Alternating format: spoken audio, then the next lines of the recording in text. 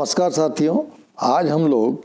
Exit polls क्यों गलत हो जाते हैं प्रायः इस पर चर्चा करेंगे। आपने देखा होगा कि एक तो हमारे देश में प्रायः यदाकदा चुनाव होते ही रहते हैं और अभी आपने देखा कि बिहार का चुनाव हुआ, उसके आगे बंगाल का चुनाव, वेस्ट बंगाल का असेंबली का चुनाव होना है, फिर उसके बाद उत्तर प्रदेश के चुनाव आ जाएंगे। तो इस प्रकार से कोई न कोई चुनाव चलते रहते हैं अपने देश में। और जब चुनाव चलते हैं तो सबकी दिलचस्पी ये जानने में होती है कि आखिर जीत हार का नतीजा क्या संभावना बनती है। और इस संबंध में प्रायः आपने टेलीविज़न पे एग्जिट पोल्स को देखा होगा कि प्रायः एग्जिट पोल्स हमें बताते हैं कि आगे आने वाली तस्वीर कैसे होनी है, कौन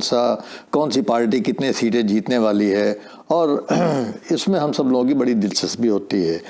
और एक प्रकार से एग्जिट पोल्स के बारे में लोगों की इतनी ज़्यादा रुचि बढ़ गई है कि एक प्रकार से उसको ऑफिशियल रिजल्ट्स के इलेक्शन कमीशन के द्वारा जो रिज़ल्ट अनाउंस होते हैं उस रिज़ल्ट के पहले एक रिज़ल्ट के रूप में, मीडिया रिज़ल्ट के रूप में आप उसको देख सकते हैं इलेक्शंस के बारे में। और इसलिए आज ये समझते हैं कि एग्जिट पोल्स बहुत गलत कभी कभी हो जाते हैं, और जब गलत हो जाते हैं तो बहुत ही लानत मारत होती है टीवी वालों की, चैनल्स की, कि भाई आपके पोल्स गलत हो गए। जैसे बिहार के केस में हम लोगों ने देखा कि बहुत सारे एग्जिट पोल्स गलत हो गए। और प्रायः अगर 7-8-10 मेजर एग्जिट पोल्स को अगर कंपेयर किया जाए तो उसमें एक आध कभी बहुत ही क्लोज भी आ जाते हैं, कभी कभी बहुत डॉट पे भी आ जाते हैं, लेकिन प्रायः एग्जिट पोल्स गलत हो जाते हैं। तो आज हम लोग इस बारे में चर्चा करते हैं कि एग्जिट पोल्स गलत होते ही क्यों हैं। इसके बारे में वैसे तो अनेक कारण हो सकते हैं और हर कारण का अलग से एक विश्लेषण किया जा सकता है, लेकिन आज हम लगभग 7 या 8 कारणों पे चर्चा करेंगे कि एग्जिट पोल्स गलत क्यों हो जाते हैं। देखिए, एग्जिट पोल्स का पहला तो सीधा मतलब ये है कि एग्जिट पोल का नेचर समझते हैं कि एग्जिट पोल का मतलब ये होता है कि जिस दिन मतदान होता है उस दिन मतदान होने के बाद जैसे ही मतदाता मत डाल के अपना निकलता है मतदान केंद्र से बाहर, उससे पूछा जाता है कि भाई आपने किसको वोट दिया है। तो एग्जिट का मतलब होता है निकलते हुए, और पोल का मतलब होता है उसकी ओपिनियन क्या है, किसने किस पार्टी को उसने वो मत दिया है। तो इस प्रकार से एग्जिट पोल्स वो पोल्स हैं या वो सर्वे हैं, फील्ड सर्वेज हैं जो कि मतदान के दिन किए जाते हैं, और उनका हम आकलन करते हैं कि भाई उनके आधार पे हम अगर कुछ लिस्ट, क्योंकि काउंटिंग उसके बाद होती है, कुछ दिनों के बाद होती है, कभी कभी तो कई चरणों में चुनाव होते हैं। इसलिए आप देखते हैं कि इलेक्शन कमीशन ने मना कर रखा है कि अब अंतिम जब तक कि चरण नहीं हो जाएगा उसके पहले कोई एग्जिट पोल्स अनाउंस नहीं कर सकता है। तो इसलिए बहुत सारे जो चैनल्स हैं उन लोगों को अपने एग्जिट पोल्स को रोक के रखना होता है, और जब अंतिम चरण हो जाता है तब उसके बाद वो अपने आकलन को प्रस्तुत करते हैं प्रायः। तो पहली गलती तो ये हो जाती है कि आइडियली जैसे मान लीजिए उत्तर प्रदेश में 403 कॉन्स्टिट्यूएंसी हैं या बिहार में 243 कॉन्स्टिट्यूएंसीज थी, तो इन हर कॉन्स्टिट्यूएंसी में एक आकलन होना चाहिए, हर कॉन्स्टिट्यूएंसी में अध्ययन होना चाहिए, हर कॉन्स्टिट्यूएंसी में जाके मतदाता से पूछा जाना चाहिए। लेकिन न तो इतना पैसा होता है, न इतनी बड़ी टीम होती है, और न इतना हमारे पास समय होता है कि हम जाके हर निर्वाचन क्षेत्र में इसका पता लगाएं कि भाई कौन मतदाता किस पार्टी को वोट दे रहा है। इसलिए सबसे इम्पॉर्टेंट चीज़ है कि पहली तो सैम्पलिंग की जाती है, अर्थात हम अगर 403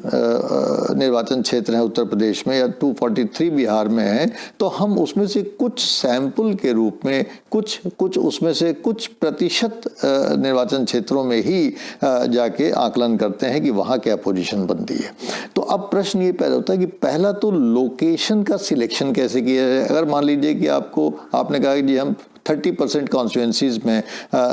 सर्वे करेंगे और आकलन करेंगे कि मतदाता किसको वोट दे रहा है। तो अब 243 बिहार में जैसे है या 403 उत्तर प्रदेश में, इसमें से अगर 30% आप कॉन्स्टिट्यूएंसी का चयन करेंगे तो आपके कॉन्स्टिट्यूएंसी चयन का आधार होना क्या चाहिए। तो इसको कहते हैं सैम्पलिंग करके हम इसको निकालते हैं। और अगर ये वैज्ञानिक ढंग से ये चयन नहीं किया गया, अगर आपने मनमाने ढंग से चयन कर दिया कि जो आपको सूट करता है, जो आपको कन्वीनियंट लगता है, जो आपको पास लगता है कि ये चीज़ जल्दी से यहाँ जाके, मान लीजिए उत्तर प्रदेश के अगर चुनाव हो रहे हैं और दिल्ली के चैनल्स ने डिसाइड किया कि हमको दिल्ली के आसपास के इलाकों का ही सर्वे करके और जल्दी से लोगों को बताना है, तो वो लॉपसाइडेड हो जाएगा। और इस तरीके से आप अपने अपने अपने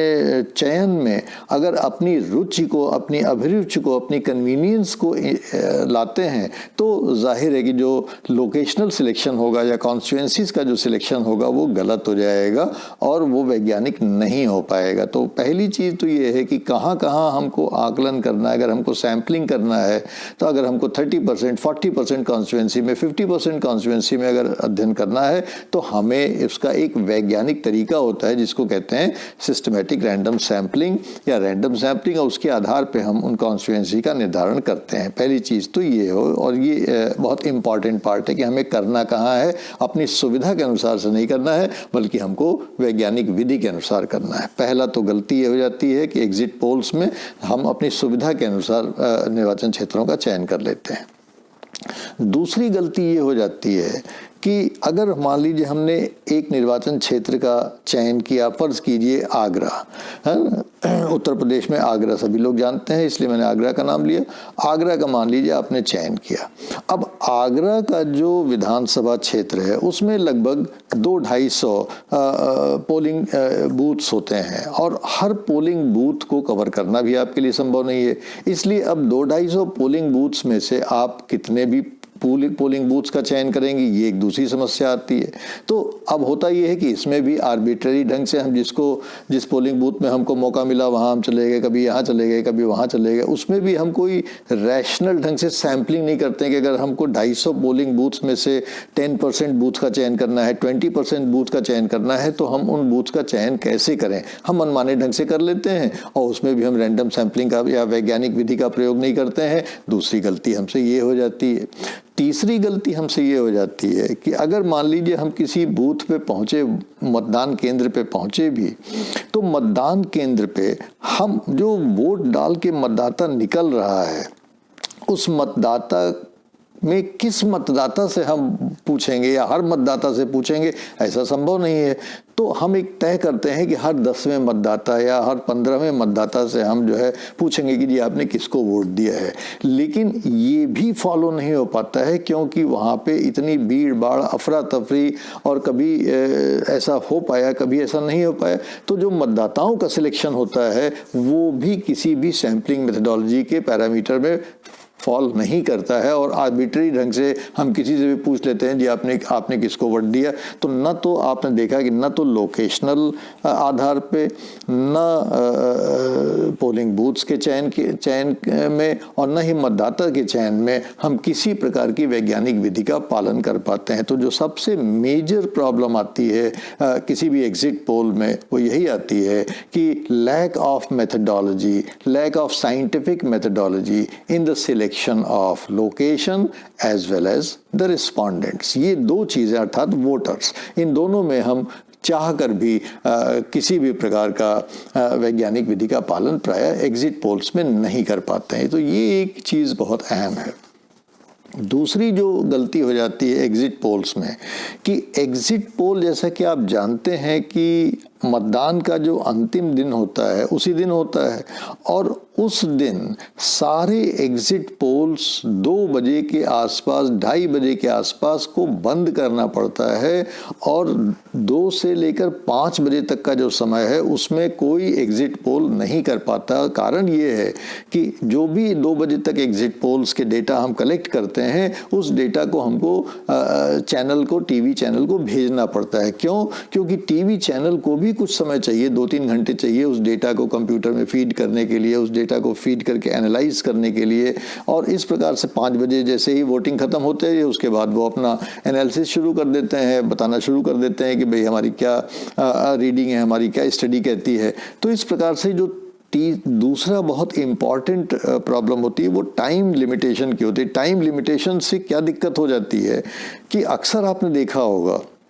कि मतदान सुस्त चलता रहता है और अचानक 2 से 5 के बीच में एकदम से लोग अपने घरों से निकल पड़ते हैं और जाके वो बहुत ज़्यादा संख्या में निकल के मतदान केंद्र पहुंच जाते हैं। और ये नियम है कि 5 बजे तक जो भी मतदाता केंद्र तक पहुंच जाएगा उसको मतदान जरूर देने का अवसर दिया जाएगा, चाहे टाइम भले ही कुछ एक्स्ट्रा लग जाए। तो इस प्रकार से जो लास्ट में मतदान होता है, और हो सकता है कि वो एकदम ट्रेंड चेंजर हो, लास्ट में भीड़ बढ़ जाती है मतदाताओं की और एकदम से नए नए मतदाता आ जाते हैं, तो एग्जिट पोल उन मतदाताओं का कोई भी आकलन नहीं करता कि उनका मतदान व्यवहार कैसा रहा है या उन्होंने किस पार्टी को वोट दिया है। और इसलिए जल्दीबाजी में 5 बजे टेलीविज़न सेंटर्स को या टेलीविज़न चैनल्स को चूँकि अपना शुरू करना होता है एग्जिट पोल्स के नतीजे, इसलिए 2 बजे तक उनको आंकड़े चाहिए ही। लिहाजा 2 बजे के बाद जो मतदान हुआ उसका कोई भी आकलन एग्जिट पोल्स में नहीं होता। तीसरी चीज़ जो अहम है वो ये है कि एग्जिट पोल में 1 या 2 क्वेश्चन पूछे जाते हैं मतदाता से कि जी आपने किसको वोट दिया, दैट्स इट। सारा का सारा ध्यान तो उसी समय रहता है ना कि हमने किस पार्टी को वोट दिया है। लेकिन अक्सर ऐसा होता है कि मतदाता अपने वोटिंग प्रेफरेंस को किसी वजह से छुपा जाता है। मान लीजिए उसको लगा कि हमें नहीं बताना है, उसको लगा कि हमारा बताना जो है उचित नहीं है, या उसने देखा कि हमारे संगी साथी हैं उनके सामने या परिवार के सामने हम अपना प्रेफरेंस डिस्क्लोज नहीं करना चाहते। आजकल ये प्रवृत्ति चल पड़ी है कि पहले के ज़माने में परिवारों में एक निर्णय हो जाते थे और सारे परिवार के लोग उसी तरह से मत देते थे, खासतौर से महिलाएं। लेकिन इधर कुछ प्रवृत्ति ऐसी देखने को मिली है कि कुछ ऑटोनॉमी इन वोटिंग बिहेवियर हमको देखने को मिला है कि मतदाताओं में, खासतौर से महिलाओं में, ये मतदान व्यवहार में विशेष रूप से ये ऑटोनॉमी देखने को मिली है कि महिलाएं अब पुरुषों के कहने पे उतना मतदान नहीं देती हैं जितना कि पहले दिया करती हैं, चाहे वो हिंदू महिला मतदाता हो, चाहे वो मुस्लिम महिला मतदाता हो। आज उनके अंदर एक आत्मविश्वास जगह है कि वो ओपनली अपने वोटिंग प्रेफरेंस को नहीं बताना चाहती हैं, या बताती भी है तो कह देती है जो परिवार ने कहा उसी को बता दिया, लेकिन उन्होंने एक्चुअली वोट किसको दिया है ये वो अपना डिस्क्लोज नहीं करती हैं। नॉर्मल कोर्स में जब ओपिनियन पोल्स होते हैं, ओपिनियन पोल्स में बहुत सारे और क्वेश्चन पूछे जाते हैं जो कि क्रॉस चेक कर देते हैं आपके माइंड को कि वास्तव में आप जो बता रहे हैं कि हमने इस पार्टी को वोट दिया है या ये पार्टी हमारी, इस पार्टी को वो हम वोट देंगे, ये वास्तव में आपकी अदर जो उत्तर है उससे मैच करता है कि नहीं करता है। और इस प्रकार से जो अक्सर ऐसा होता है कि जो एक्सपर्ट्स होते हैं, स्टैटिस्टिकल एक्सपर्ट्स होते हैं, वो उसमें समझ जाते हैं कि इस मतदाता ने वास्तव में किसको वोट दिया है। भले ही ये कह रहा है कि हमने एक्स पार्टी को वोट दिया है, लेकिन हो सकता है कि इसके और जो उत्तर हैं वो दूसरे पार्टी के फेवर में जा रहे हैं, इसलिए इसने झूठ बोला है, इसलिए उसमें करेक्शंस लगा दिए जाते हैं और ये मान लिया जाता है कि इसने जो उत्तर दिया है वो ठीक नहीं है। तो ये एक लिमिटेड क्वेश्चन जो एग्जिट पोल्स में पूछे जाते हैं उससे भी क्रॉस चेकिंग के लिए कोई भी स्कोप नहीं होता है और जिससे कि एरर्स आ जाया करती हैं। चौथा जो इम्पॉर्टेंट पहलू वो ये है कि जो 3, जैसे कि मैंने आपको बताया कि अंतिम के जो 3 घंटे होते हैं उसका डेटा न होने से जो रश आवर है एक्चुअली मतदान पे या मतदान केंद्रों पे, उसका डेटा एग्जिट पोल्स में रिफ्लेक्ट नहीं होता, जो कि ये शो करता है कि किस तरीके से बाद में मतदाताओं के मतदान व्यवहार में कोई परिवर्तन आ गया है। और ये इसलिए बड़ा इम्पॉर्टेंट है कि कभी कभी ऐसा होता है कि आप एक ऐसे मतदान केंद्र पे पहुंच जाते हैं जो कि ओपन होता है, जो अर्थात जिसमें मान लीजिए शुरू में किसी पार्टी के सपोर्टर्स पहुंच गए, बाद में किसी पार्टी के सपोर्टर्स पहुंच गए, तो ये बड़ा आकलन मुश्किल हो जाता है कि लास्ट में जो सपोर्टर्स पहुंचे वो एक्चुअली किस पार्टी के सपोर्टर्स थे, अचानक वो कैसे पहुँच गए मतदान केंद्र पर। तो ये एक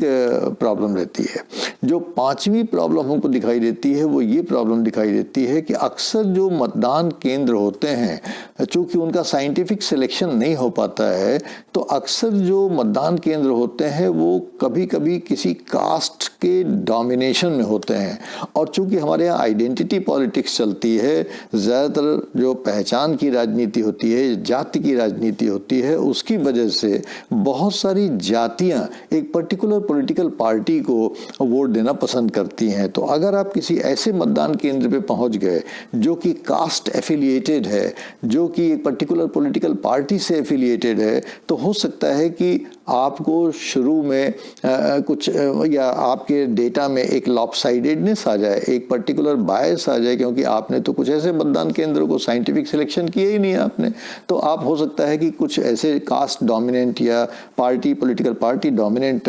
मतदान केंद्रों पे पहुंच जाएं और वहीं पे आप अपना डेटा प्राप्त कर लें, जिससे कि आपके डेटा में बायस आ जाए और जो रिफ्लेक्ट हो एग्जिट पोल के नतीजों में और उनको गलत उसकी तरफ ले जाए। जो छठवां इम्पॉर्टेंट इशू है कि पूरे एग्जिट पोल का जो ओरिएंटेशन होता है वो मार्केट ओरिएंटेशन होता है, अर्थात उसमें जो लोग फील्ड में जाते हैं वो कोई एकेडमिक रिसर्चर्स तो होते नहीं हैं, वो तो मार्केट ड्रिवन पीपल होते हैं। उनको एक टारगेट दिया जाता है कि यार तुमको इतने लोगों को इंटरव्यू करके लाना है, इतने लोगों से पूछ के आना है, और वो अचीवल रेट, उनका पेमेंट इसी पर डिपेंड करता है। मान लो उनको दिया गया कि आपको 5000 लोगों से इंटरव्यू करके पूछ के आना है, तो अब वो इस चक्कर में रहते हैं कि 5000 का हमारा टारगेट पूरा हो जाए, जिससे कि हमारे पैसे में कटौती ना हो, जिससे कि हमको पेमेंट पूरा मिले। उनको उसमें मेथोडोलॉजी में या साइंटिफिक रिगर में या और भी उसकी सोफिस्टिकेशन में उनको कोई दिलचस्पी नहीं होती है। उनको बस ये होता है कि हमारा तो 5000 का नंबर पूरा होना चाहिए। तो ये जो फील्ड वर्क में जो अचीवल का इशू है, ये कभी कभी फील्ड वर्कर्स को, फील्ड में जो लोग जाते हैं उनको ये मैनिपुलेशन की तरफ ले जाता है कि वो झूठ मूठ के, फील्ड में आप बॉस हैं, फील्ड में आप कुछ भी लिख देंगे तो वो एजेंसी को मानना पड़ेगा, वहाँ पे कौन है। तो इसलिए जब अचीवल का एक प्रेशर होता है फील्ड वर्कर्स पे, तो वो उनमें मैनिपुलेशन की संभावनाएं होती हैं, और इसीलिए जो डेटा वो जनरेट करते हैं एग्जिट पोल्स का, मार्केट ओरिएंटेशन होने की वजह से वो डेटा भी गलत हो जाता है। और फाइनली जो सबसे ज़्यादा अहम फैक्टर है वो ये है कि जब डेटा कलेक्ट होता है और डेटा आ जाता है किसी भी एजेंसी के पास, तो उस डेटा में बेसिक चीज़ ये होती है कि किस पार्टी को कितने प्रतिशत वोट मिले हैं। अब जो सबसे टेढ़ी खीर होती है वो ये होती है बताना कि किसी पार्टी के द्वारा एक पर्टिकुलर वोटिंग प्रतिशत, मतदान प्रतिशत प्राप्त करने का अर्थ क्या है सीट के टर्म्स में। क्योंकि किसी भी सुनने वाले को, टीवी देखने वाले को इसमें दिलचस्पी नहीं होती कि आपको 15% वोट मिलेगी, 25% वोट मिलेगी, 30% वोट मिले। उसकी देखने वाले की सीधी दिलचस्पी होती है कि आप तो बताओ जी हमें सीटें कितनी मिल रही हैं, इस पार्टी को, उसकी सरकार बन रही है नहीं बन रही है। लेकिन आज तक कोई भी स्टैटिस्टिकल टूल ऐसा बना ही नहीं जो कि वोट शेयर को सीट शेयर में कन्वर्ट कर सके। जो सबसे खास और अंतिम बहुत ही बॉटम लाइन जो प्रॉब्लम है पूरे सर्वे रिसर्च में, या कम से कम इलेक्टोरल पॉलिटिक्स में सर्वे रिसर्च में, वो यही है कि जो भी आप वोट परसेंटेज कलेक्ट करते हो, उस वोट परसेंटेज को सीटों में तब्दील कैसे किया जाए, इसके बारे में कोई भी आज तक न हमारे पास फार्मूला है, न किसी भी स्टैटिस्टिशियन के पास फार्मूला है। और इसका परिणाम ये होता है, और इसका कारण क्या है कि कभी कोई पार्टी में 10 वोट से, 20 वोट से, 1000 वोट से जीत हो सकती है, और कभी वो जीत लाखों में हो सकती है। तो हो सकता है कि एक पार्टी क्यूमुलेटिवली बहुत ज़्यादा वोट पाए, लेकिन सीट के टर्म्स में वो पता चला कि जो सीटें जीती वो लाख वोट से जीती, और जो हारी वो 2-2, 4-4, 10, 20, 25, 50, 100 वोट से हार गई। तो इस प्रकार से ज़्यादा वोट पाकर भी पता चला सीटें आपकी कम आई, और कम वोट पाकर भी सीटें आपकी ज़्यादा आ सकती हैं। ये सबसे बड़ा प्रॉब्लम जो first pass the post system में हमारे यहाँ देश में इलेक्शन कंडक्ट होता है, कि जिसको सबसे ज़्यादा मत प्राप्त होते हैं, चाहे वो कितने भी कम मत प्राप्त हो, लेकिन उसको विनर डिक्लेयर कर दिया जाता है। और इसलिए first pass the post system के कारण जो भी मतदान प्रतिशत किसी पॉलिटिकल पार्टी को प्राप्त होता है, वो इस बात की कोई गारंटी नहीं देता कि आपको उतनी प्रतिशत सीटें भी मिलेंगी कि नहीं मिलेंगी। और इसलिए अक्सर ये नतीजे गलत इसलिए हो जाते हैं कि जो इलेक्शन के चैनल्स हैं, टीवी के चैनल्स हैं, वो लोग इस बात में बिल्कुल कॉम्पिटेंट नहीं होते कि वोट शेयर को सीट शेयर में कैसे कन्वर्ट कर दिया जाए। और इस प्रकार से ये कुछ कारण है जिसकी वजह से हम देखते हैं कि एग्जिट पोल्स के नतीजे प्रायः गलत हो जाया करते हैं। तो मुझे आशा है कि ये जो अक्सर छात्रों में और जनता में भी, जनरल पब्लिक में भी ये उलझन होती है कि एग्जिट पोल्स के नतीजे गलत हो क्यों जाते हैं, और सब लोग बड़े नाराज़ होते हैं अगर वो गलत हो जाते हैं, और सही हो जाते हैं तो बड़ी क्रेडिट देते हैं टीवी चैनल्स को। उनको उसकी कुछ व्यावहारिक बातें समझने की कोशिश करनी चाहिए कि आफ्टर ऑल एग्जिट पोल्स के नतीजे गलत क्यों हो जाते हैं। तो आशा है इससे कुछ क्लैरिटी हुई होगी। फिर भी अगर आपके जहन में कोई सवाल हो, कोई प्रश्न हो तो ज़रूर हमसे शेयर करने की कृपा करिएगा। Thank you very much.